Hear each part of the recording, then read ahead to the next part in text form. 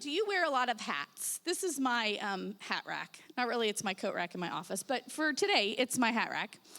And I wear a lot of hats, so I thought I'd share with you just a few of them. I am the only female in a house of all men, and so I like to wear the queen crown every once in a while. Like to have my feet rubbed, sit on the couch with my feet propped up, have the boys bring me a glass of iced tea. I wear the queen hat sometimes. Along with being with all boys, everything in my house is an adventure. Everything becomes a sword. Everything becomes an arrow. So I wear a safari hat because it keeps me safe. Every once in a while, I will become, I'm not going to put this on, but I will become a cook. Not very often. If you can put it in the crock pot, I do it. But that's another hat I wear. Now, here's a hat that is actually my husband's. Some of us women like to wear the hat, the captain hat. My husband lets me wear it and pretend, but he's really the one in charge. Don't know how his hat got on my hat rack. I bet you wear your share of hats. Sometimes hats really aren't hats at all. They serve as titles for our many jobs in life. And I have many jobs. In a typical week, I'm a daughter-in-law, a sister-in-law, a wife, a friend, a children's minister, a counselor, a maid, a chef, a laundromat supervisor, that's interesting, a driving instructor, even more interesting, a gardener, and many, many more. A coach, a window washer, a trash collector, a teacher. Now, those things I signed up for. I knew those were things I wanted to do. Some of these hats I didn't decide, oh, this is the hat I want. I have an ex-wife hat. I have a stepmom hat. And my favorite of all the hats is being a mom. When I wear my mom hat and cape, I'm able to leap tall buildings in a single bound. Here are a few of my hats. And as I was telling these to my husband, he was cracking up. I am a referee. There's no hat for that. There should be. I am a taxi driver. I am the one who decides who sits shotgun. That is my job. That's a hat. I am the homework helper. I am the grade watcher. I'm the progress book person who always checks progress book. I'm the essay proofer. I am the negotiator. I am the truth teller to try to decide which of my children is telling the truth and which is not. I am the negotiator. I am the disciplinarian. I am the tear wiper. I am the nose wiper. I am the nurse. I am and have actually been asked if this is my job title. I am the president of the Mean Mom School, and I do free training. My jobs go on and on and on. But one job as a mom far outweighs them all, and that's to teach my children about Jesus and who Jesus is. I need to make sure that they know how to love the Lord their God with all their heart, their soul, and their might. And that is a big hat to wear. That is the only hat that needs to be closest to my head. That's the only hat I need to wear. But as I was thinking about this, conviction set in. I thought, well, is that a hat I take off when I do other things? And perhaps in my life it has, but that's a hat I need to put on first before any other hat. I never need to remove that hat. In fact, it should be worn first before any of these others. I should be teaching my children how to love God with all their heart, soul, mind, as I wear that hat and then the other hats. As a teacher, as a cook, as a coach, as a tear wiper, as a negotiator, as a disciplinarian, even as an ex-wife. Those hats are all opportunities to share the love of Christ with my children and all of those who may see me in my various hats. So what hats are on your hat rack? Does teaching your children to know Christ and love and serve him have a hat on your rack? Put that hat on first.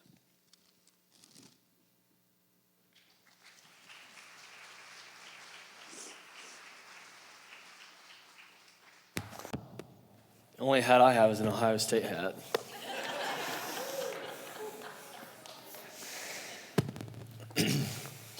So Randy he's in Tennessee celebrating Thanksgiving. He'll be back next week and starting a 3-week series on Christmas. Today, we are talking about family-centric discipleship. feel like I'm getting beat up right now and I don't know it or something. So we're talking about Deuteronomy chapter 6. So if you have a Bible, like a physical Bible, or maybe you have an app on your phone, you can go ahead and turn there now. It's also going to be on the screen. But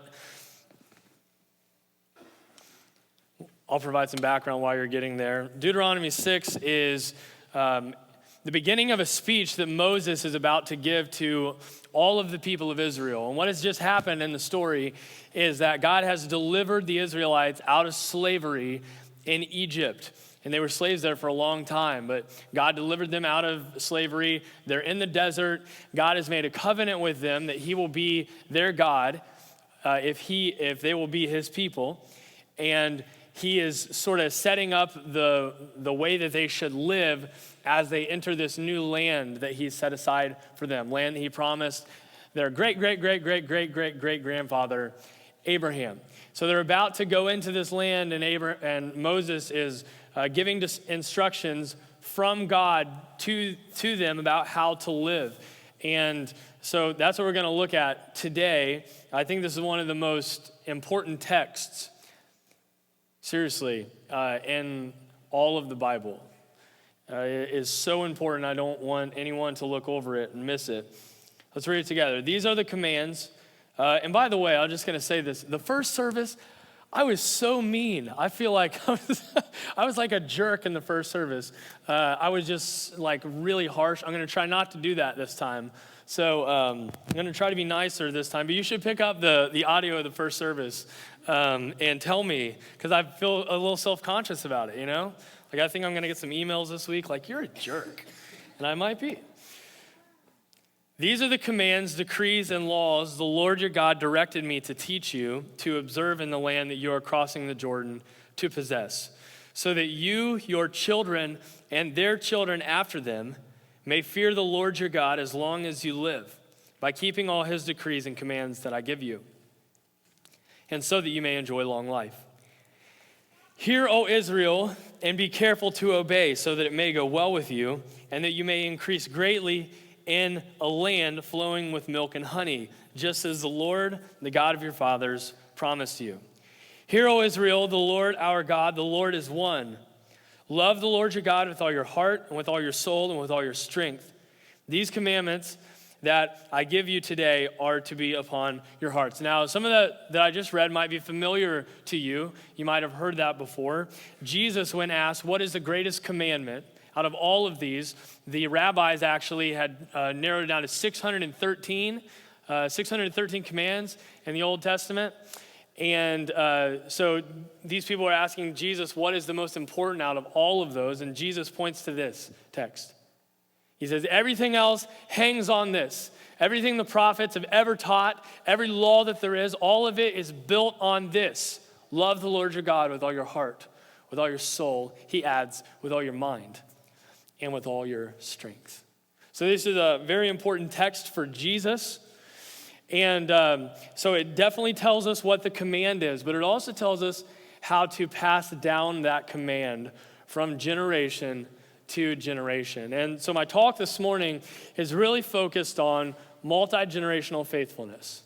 How do you pass on faithfulness to God from generation to generation to generation? And so we'll just continue reading because I think it outlines it fairly well. Impress them, these commands that I'm about to give you, on your children. Talk about them when you sit at home and when you walk along the road, when you lie down and when you get up. Tie them as symbols on your hands and bind them on your foreheads. Write them on the doorframes of your houses and on your gates, probably city gates. When the Lord your God brings you into the land he swore to your fathers, to Abraham, Isaac, and Jacob to give you, a land with large flourishing cities that you did not build, houses filled with all kinds of good things that you did not provide, wells you did not dig, and vineyards and olive groves that you did not plant. Then when you eat and are satisfied, be careful that you do not forget the Lord who brought you out of Egypt, out of the land of slavery.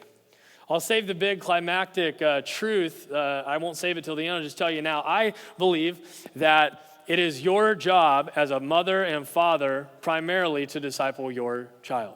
I believe that's your first and most important job that you've been given by God. And I believe that it supersedes everything else. I'm going to take these off because I can't see you guys. That sounds dumb, right? I'm taking off my glasses. I can't see. The lights are, they're on my face.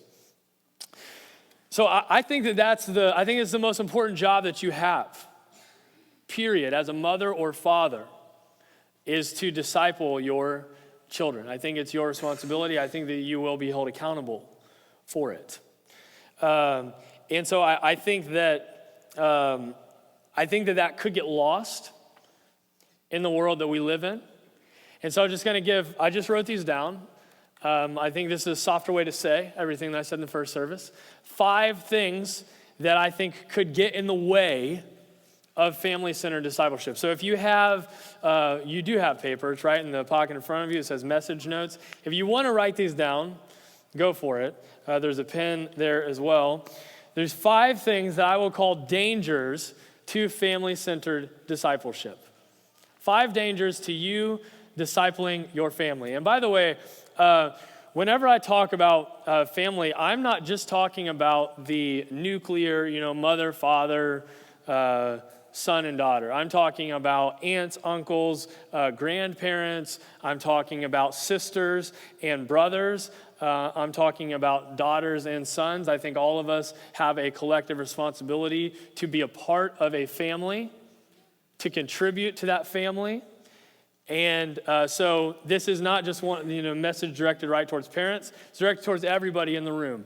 This is a message for families, and all of us on some level are a part of families. So what are the dangers to our families, to your family, actually being centered on discipleship?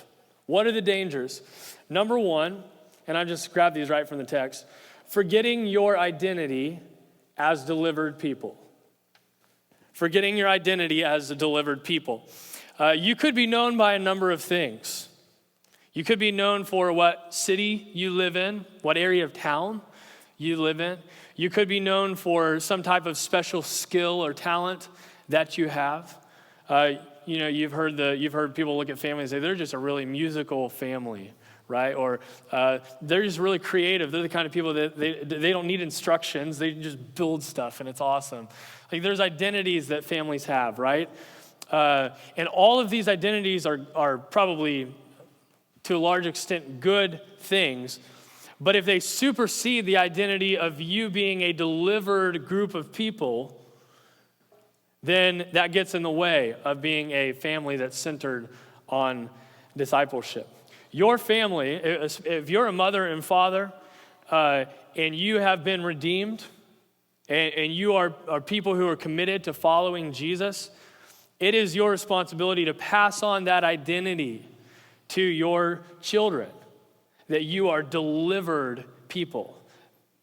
You can't let them forget that. So that's the first danger. The second danger, worshiping other gods. Worshiping other gods. The Israelites had just come out of Egypt, which was a polytheistic culture. They had hundreds of gods. I've never counted, I don't know how many exactly, but they had a lot. They had gods for everything, for rain, for fertility, for the crops, for sun, for water, whatever. They had gods for everything, and so they would try to worship all of these other gods. Well, the central command here, love the Lord your God with all your heart, soul, and strength, it starts with this phrase: Hear, O Israel, the Lord our God is one. And some versions translate that different. The essence of what that is saying is that there is only one God. I made 2. There's only one God in the universe. There's not 1,000, there's not 100, there's not 5. There's one, and he is the God. And so these people they grew up in a culture that was polytheistic. There was all kinds of gods that they could chase after. They're about to go into Canaan, which is a new land, surrounded by all kinds of other people groups that have their own gods. And so it's possible that they're going to go in and be influenced by these other people groups that are worshiping these other gods. And Moses tells the people here, do not let that happen. In fact, if you go on and read this big, it's a huge speech, if you will, call it a speech. He talks about not worshiping other gods over and over and over and over again. Now, you might think that has nothing to do with us, right? Because we don't live necessarily in a polytheistic culture. We've not named our gods, right? There's no Zeus and Hermes and, Athena or whatever. We don't name our gods. But it's very possible that we do have other gods, other things that we have elevated to the seat of God in our culture, right? And as a family, we have to make sure that we do not chase after those things. The big myth about discipleship is that discipleship, like you can only disciple your children to Christ. That's not true. You can disciple your children to anything. A disciple is just a learner, an apprentice to. And so you're making your children apprentices to something. What is it? What is it that you are teaching your child to be an apprentice to? What is it that your family has been discipled towards? I'll let you guys iron out the practical sides of that. The third danger, roadblock or whatever to family-centered discipleship is perhaps affluence or having enough. God says through Moses here, you're about to go into this place, like there's houses, there's like food in the pantries, you got land, you've got vineyards out back that have like really awesome fruit growing on them, and you didn't do any of it. And like, I think you guys might go into the land and you're gonna live there for a while and you're gonna start, remember they were slaves. So they've gone from slavery where they're oppressed people to this flourishing life, right? And God's saying you might be in danger of letting this affluence that I'm going to bless you with get in the way. And if you haven't noticed, if you haven't looked around, we live in a very affluent culture. We are, probably every person sitting in this room is in the top 10% of the richest people in the world. That's easily, I could say that without a doubt. We're very affluent. We have enough. And when we have enough, sometimes it's hard for us not to depend on God for our provision. In fact, we started to think that we are the source of our own provision. Like we are our provider. And that's very dangerous. Very dangerous because built into the family mode that is focused on God is this idea that you can always look at your kids and say, God provided this for us, and God provided this for us, and look how God came through. So there's always a constant pointing to God, which can happen easily. You can do that if you have lots of things. You can do that if you have enough. You just have to be intentional about it, right? You can't let your kids think that we have all this stuff just because we're awesome. We have all this stuff because God has given it to us and we're to be stewards of it. So that's one. Number 4, too little quantity time. Too little quantity time. I'm using the word quantity and not quality because quantity is very important when you talk about discipleship. One of the problems, one of the reasons that I think the Western church is having so much difficulty with discipleship is because we have tended as a culture to expand outward, right? Like we move to the suburbs where our houses are further apart. We don't have, like tight-knit communities as much as we used to. We have cars that can drive us, anywhere and everywhere. And so we all commute. We, work in different places than we live and so on and so on. And so that gives us the propensity for being in relationships with like hundreds of people, thousands of people possibly, at least interacting with them. And that's a bad atmosphere for discipleship. It's very hard because discipleship is very, very important that you have time together. right? If you don't have time with someone, it's very hard to disciple them. Because discipleship does not really happen through written form. It doesn't necessarily happen through a speech like I'm giving right now. The best discipleship, as Jesus displayed, right, was one-on-one with people every single day, walking through life with them. Who do you have the best opportunity to do that with? Your family. Your children. That is, unless, of course, you don't. Let me just say something about careers and jobs for a second, and I don't want to offend anybody unless I need to. There are 1,000 other people in this nation that can do your job, that whatever job you do, just as good as you do it or better. You are replaceable. No matter what one of my favorite leadership gurus, Seth Godin, says about making yourself indispensable, you are not indispensable when it comes to your job and your workplace. You are replaceable. Someone else can do what you've done, what you're doing.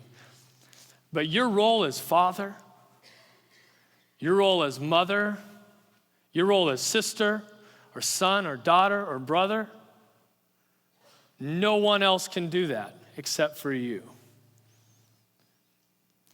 And so one of the dangers is that we chase after these other things that envelop all of our time and all of our energy and all of our focus, and we become so wrapped up in those things that we actually don't do the one thing that we have been commanded to do, which is to make disciples. And who is the easiest, what is the most convenient and easiest pathway for making disciples? It's your kids who live in the same house as you, who have to listen to you, who you can shape from the time that they're born until they die, essentially. Fifth thing, too much hope in the programmed church. Number 5, too much hope in the programmed church can be a danger for family-centered discipleship. I don't have much time to talk about this, which stinks. I was in youth ministry, counting internships for like 9 years, and I can tell you the one thing that I learned about youth ministry is that it's basically, essentially pointless and ineffective if parents don't do their job. That's what I can tell you. That it is, there are some anomalies, there are some exceptions, but for the most part, it is very, very difficult to undo what a parent has done. And that can be a very, very bad thing. It can also be a very, very good thing if you have discipled your child, if you have taught them to love the Lord their God with all your heart, with all their soul, with all their mind, with all their strength, if you have built into them the identity of being a delivered person, if you have taught them that Yahweh is the one true God, the only God to be worshiped, if you have taught them that everything they have is because of who he is, it's almost impossible to break that. So, there are dangers to family discipleship, and my challenge would be that you examine your family and maybe sit down with your spouse, maybe sit down as a whole family and talk about these things. Maybe read this text together and say, how are we doing in terms of elevating Jesus to king in our house? Are we a kingdom house where Jesus rules and reigns? Do we want to be a kingdom house where Jesus rules and reigns? Or do we want to kick him out? Do we not want that? Those are good questions that I would challenge you to ask as families. But here's the final thing that I want to say. Again, just reinforcing something that I've already said. The primary role that you have as a mother or father is to shape your children into Christ-likeness. And if you don't do it, statistics show probably not going to happen. Let's pray. Father, thank you so much for this morning. I pray that you would take whatever I said that was stupid and garbage and throw it out. And whatever I said that was of you, that you would use it to convict our hearts and to bring about change. We love you. Pray this in Jesus' name. Amen.